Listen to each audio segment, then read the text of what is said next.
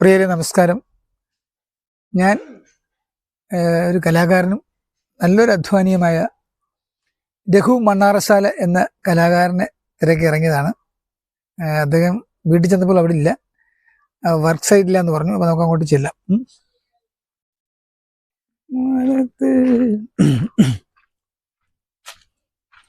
വരാം, കുഴപ്പമില്ലല്ലേ?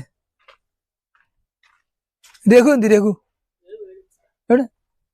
അയ്യോ, ഞാൻ നോക്കട്ടെ.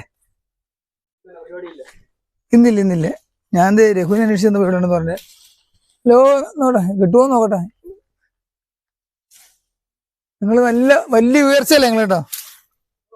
പിന്നെ കാണാൻ പറ്റുന്നുണ്ടോ നോക്കട്ടെ. എന്ത് എവിടെ? അതേ ഇരിക്കുന്നു. ഞാൻ അന്വേഷിച്ചു വന്ന കലാകാരനാണ് വേണ്ടേ. അയ്യോ,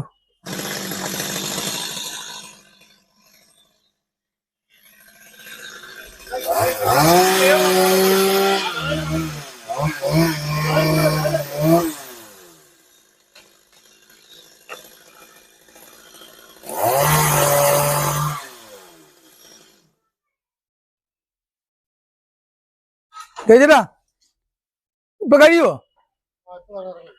ഇറങ്ങുവാണ്? അല്ല, അത് കഴിഞ്ഞിട്ട് ഇനി രണ്ടാമത് വീണ്ടും കയറണ്ടേ? കുഴപ്പമില്ലെന്നോ? അല്ല, ജോലി കിടക്കണ്ടേ? ജോലിയല്ലേ പ്രധാനം.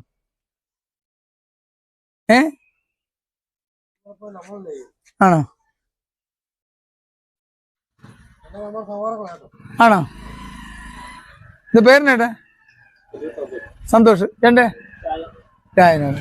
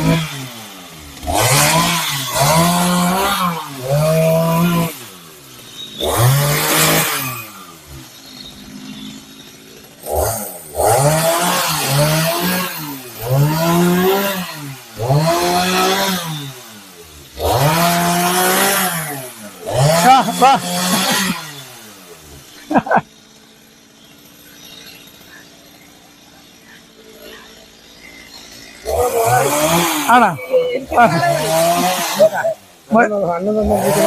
മുതലാളിയല്ലേ? നമസ്കാരം രഘു ചേട്ടാ. നമസ്കാരം. പ്രിയമുള്ളവരെ, ഇതാണ് ഞാൻ അന്വേഷിച്ചു വന്ന രഘു മണ്ണാറശാല. അതുകൊണ്ട് വർക്ക് ഇടയ്ക്ക് ഇറങ്ങി പോയതാണോ? കാപ്പുടിക്ക് ഇറങ്ങിയല്ലേ? അല്ല, ഞാൻ ബുദ്ധിമുട്ടായില്ലല്ലേ? അങ്ങനെ പിന്നെ രഘു മണ്ണാറശാല എന്ന് പറയുന്ന കലാകാരൻ ഇത് അധ്വാനി മാത്രമല്ല, ഗായകനാണ്, തബലിസ്റ്റാണ്. പിന്നെ കുടുംബം മണ്ണാറശാല. ഭാര്യ? രണ്ട് മക്കള്. മക്കളുടെ പേര്? ഭാര്യയുടെ പേര് കുമാരി, മകന്റെ പേര് രഘുലാൽ, മോളുടെ പേര് രാധുമോൾ. അപ്പൊ നമുക്ക് ഞാൻ വന്ന എന്തിനാന്ന് അറിയാൻ പറ്റുമല്ലോ. പറയാനുള്ളത്, എന്നെ കലാരംഗത്ത് ഏറ്റവും കൂടുതൽ പ്രോത്സാഹനം ചെയ്ത എന്റെ അമ്മയുടെ സ്ഥാനം കൊടുത്തിരിക്കുന്ന ബിന്ദു കാട്ടിൽ മാർക്കറ്റ്. അറിയാം, നമ്മുടെ പിന്നെ വായിക്കാൻ പോണ അല്ലേ? പുരാണ പാരായണം ഇപ്പം അല്ലേ?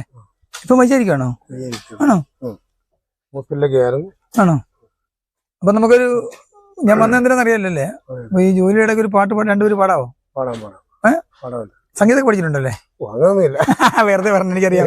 ഈ കേട്ട് കഴിവുകളെന്ന് അറിയാം, എങ്കിൽ ഞാൻ വെറുതെ പറഞ്ഞു. ആഗ്രഹിക്കുന്ന പാട്ടെന്ന് പറഞ്ഞാൽ നമ്മുടെ ജ്യേഷ്ഠനുണ്ടായിരുന്നു. അദ്ദേഹത്തിന് വൈകല്യമുള്ളതായിരുന്നു, കണ്ണ് രണ്ടും കാണത്തില്ലായിരുന്നു. അദ്ദേഹം കാലങ്ങൾക്ക് മുമ്പ് ഒരു പാടി വെച്ചൊരു പാട്ടാണ്. അതിന്റെ സംഗീതവും സംവിധാനമൊക്കെ ചെയ്ത കണ്ണൻ പനപ്പള്ളി എന്ന് പറയും. അതേത് പാട്ടാണ്? ഒരു നാടൻ പാട്ട് സ്റ്റൈലിലുള്ള ഒരു പാട്ടാണ്. ഏതാ പാട്ട്? പുള്ളി സ്വന്തമായിട്ട് എഴുതിയൊരു പാട്ടാണ്. പുള്ളി പാടി സ്കൂൾ തലത്തിലൊക്കെ നമുക്ക് പ്രൈസൊക്കെ മേടിച്ചതാണ് ഇദ്ദേഹം, നമ്മുടെ ജ്യേഷ്ഠൻ എന്ന് പറഞ്ഞ കക്ഷി. അതാണോ പാടാൻ ഉദ്ദേശിക്കുന്നത്? പാടാൻ ഓക്കെ, ശരി. ഓർമ്മയ്ക്ക് വേണ്ടി. ഓക്കെ. ചിന്നക്കുറിഞ്ഞിക്കാറ്റിനുണ്ടൊരു മോഹം, ഒരു കന്നി വയൽ കിളി പാടിപ്പറക്കണ മോഹം.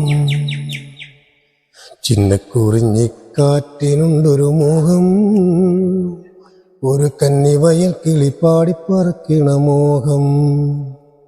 ഈ കായലിനക്കര തോണിയിലേറാൻ വായോ, അക്കരെ കന്നിക്കതിരുന്നു നുള്ളിപ്പെറുക്കാൻ പോകാം. ഈ കായലിനക്കര തോണിയിലേറാൻ വായോ, അക്കരെ കന്നിക്കതിരുന്നു നുള്ളിപ്പെറുക്കാൻ പോകാം.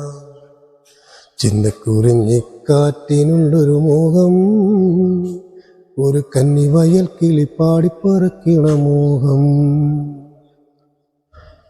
നിന്നെ തേടി കായലരികിൽ തോണി കിടപ്പാണേ, ഇന്ന് വരുവെന്നും നാളെ വരുവെന്നും കാത്തിരിപ്പാണേ.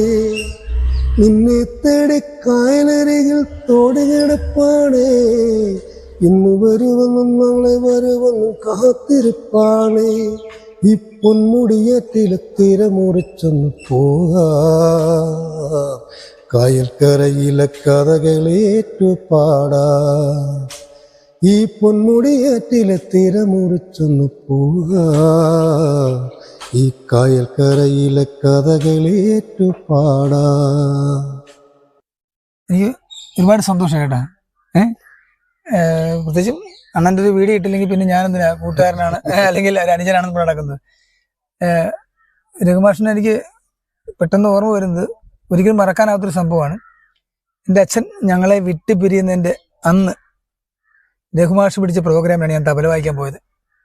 അവിടെ നിൽക്കുമ്പോഴാണ് പെട്ടെന്ന് ഹോസ്പിറ്റലിലോട്ട് പോകാൻ പറഞ്ഞ് ഞാൻ അവിടുന്ന് പ്രോഗ്രാം കഴിഞ്ഞ് ഹോസ്പിറ്റലിലോട്ട് ചെന്നതിന് ശേഷം ഒരു 10 മിനിറ്റിനകത്ത് അച്ഛൻ ഞങ്ങളെ വിട്ടുപിരിഞ്ഞ് പോയായിരുന്നു. ആ ഒരു ദിവസം പോലും കലാകാരനതിൽ എൻ്റെ അച്ഛൻ പറഞ്ഞിട്ടുണ്ട്, നമ്മുടെ അച്ഛനും അമ്മയും മരിക്കാൻ കിടന്നാലും ഒരു പ്രോഗ്രാം ഏറ്റു കഴിഞ്ഞാൽ പ്രോഗ്രാം ചെയ്യണമെന്ന്. അതുകൊണ്ട് ആ ഒരു ദിവസം മറക്കാൻ പറ്റത്തില്ല. പിന്നെ വളരെ മനോഹരമായി പാടി. അപ്പൊ ഈ ജോലിക്കിടയ്ക്ക് വന്ന് ബുദ്ധിമുട്ടിച്ചാൽ ക്ഷമിക്കുക. കുഴപ്പമില്ല. ഓക്കെ, പ്രേക്ഷകർ വല്ലതും പറയാനുണ്ടോ? ഒന്നും പറയാനില്ല. നിങ്ങൾ കാണുക, പ്രോത്സാഹിപ്പിക്കുക. അത്രേ ഉള്ളൂ. ഓക്കെ, ശരി. ഓക്കെ.